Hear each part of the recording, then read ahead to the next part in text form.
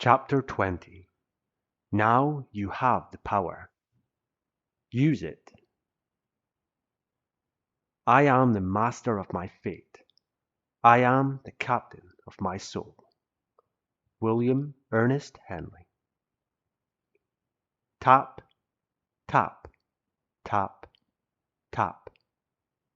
As a man thinketh in his heart, so is he.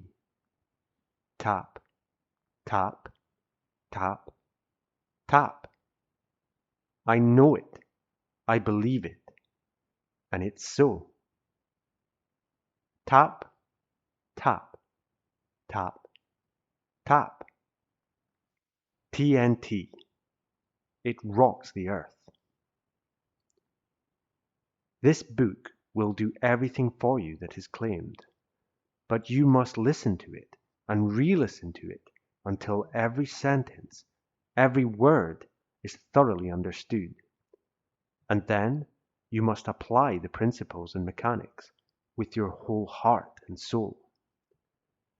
Make them a part of your daily life, and when you put into practice the ideas offered, you will find that they will work just as they've always worked and always will. If you are in deadly earnest with yourself, you will find the entire scheme very simple. After you've studied the book and have reflected upon the ideas set forth, you will appreciate the tremendous force which lies in the science of thought repetition and positive action. You can, by repetition of the same thought, tap yourself upward or downward, depending on whether you have depressed or constructive thoughts. And as you build yourself powerfully, you will find that you can influence others by your thoughts. Therefore, let me again admonish you to exercise great care that you do not misuse your power. Keep your mind filled with good, constructive thoughts, and then act with all the energy you possess as the ideas come to you. Stop looking backward. You know where you've been. You want to know where you are going. Train your mind's eye on the future. This is the glorious land in which your opportunities lie. Gradually, as you become more and more adept in the control and direction of that something, the creative power within, your intuition will bring you glimpses of your future. The future is an extension of time and causation beyond the reach of the five physical senses. Study that statement, listen and re-listen to it, and the realization will come that the causative forces you set in motion by your thinking today are producing their effects for you in the world of tomorrow. Nature abhors a vacuum.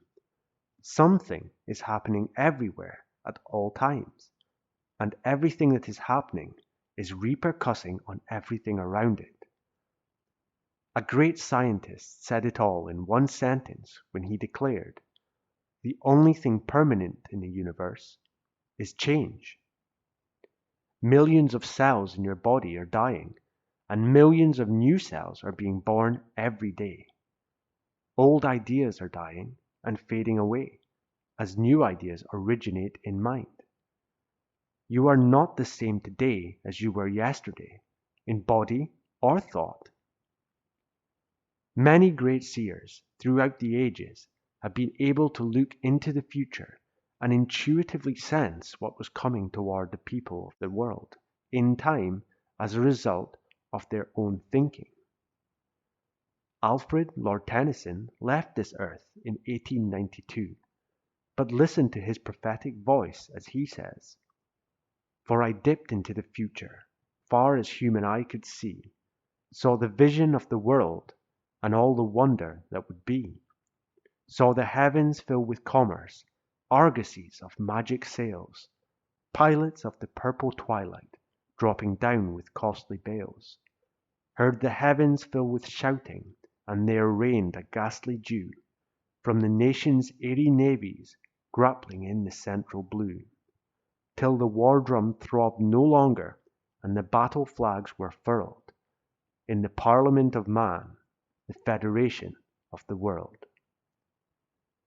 Can you read this and any longer doubt that man can develop the power to see the future?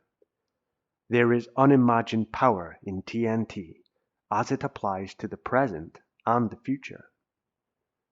What you create in mind at any moment becomes a reality from that instant on, unless you countermand it by a change in thought. Even then, the harm of wrong thinking goes out from you and joins with similar thoughts of others existing in the mental ether. Universal consciousness teems with the thoughts, good and bad, of the billions of human beings on this planet.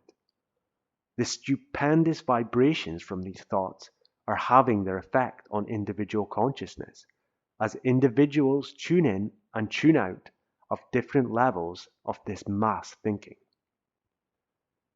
Can we gain an understanding of each other's minds and emotions in time to build a better world? Can we adjust our grievances and our differences between friends and relatives and fellow men at home and abroad?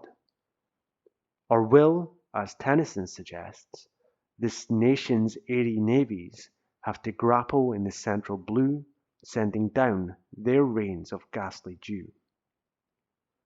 How long must man continue his wrong thinking, which leads only to the eventual destruction of all he holds dear, before the war drum throbs no longer, and the battle flags are furled, and there is established the Federation of the World? This question will be answered in a positive manner when enough individuals come to realize that TNT rocks the earth, either for man's good or ill, depending on how it's used. Strength of mind must one day equal and surpass strength of arms. Think what the direction of this TNT power in constructive channels by all human beings could mean to mankind. Overnight, all problems would instantly be solved.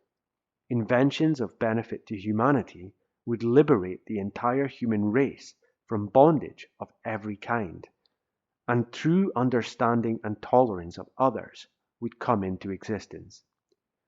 Then each would bend to his particular task in service to himself and others. For, as James Russell Lowell says, no man is born into the world whose work is not born with him. There is always work and tools to work withal, for those who will, and blessed are the horny hands of toil. Idle hands always find trouble. No one is truly happy who has not worthwhile work to do. You must come to know what you want and how to get what you want to find contentment and success in life. But you must also give thought to the other man's right to free expression and attainment of his rightful desires. You are not in this world alone. You are here to help others, even as you will be helped. You are important to yourself, to your friends and loved ones, to your community, to your nation. What you are doing in life is important. The work of every individual counts in the great scheme of things. No good effort is ever lost.